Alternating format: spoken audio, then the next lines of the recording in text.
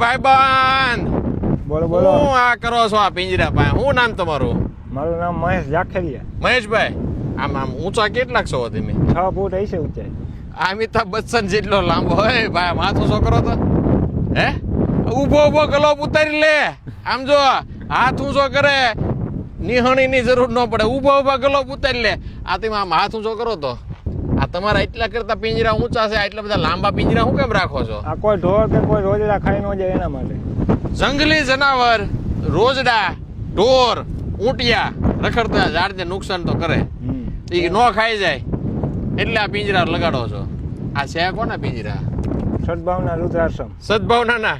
એમાં કઈ ઘટે જ નહીં ભલામણ. આમ જો ઘટે તો જિંદગી ઘટે, બાકી આમ જો આ ભાઈ અમિતાભ બચ્ચન જેટલો લાંબો, ઈ હાથ ઊંચો કરે તો પિંજરું ખૂટી જાય. આ એની કરતા પિંજરું લાંબુ, આમ હાથ ઊંચો કરે તો પિંજરું લાંબુ છે.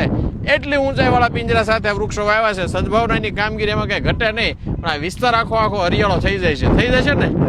હે સમગ્ર ભારત દેશ હરિયાળો બને એવી અભ્યર્થના સાથે ભારતભરમાં 150 કરોડ વૃક્ષો વાવીને ઉછેરવાનો સંકલ્પ. સદભાવના વૃદ્ધાશ્રમ, રાજકોટ.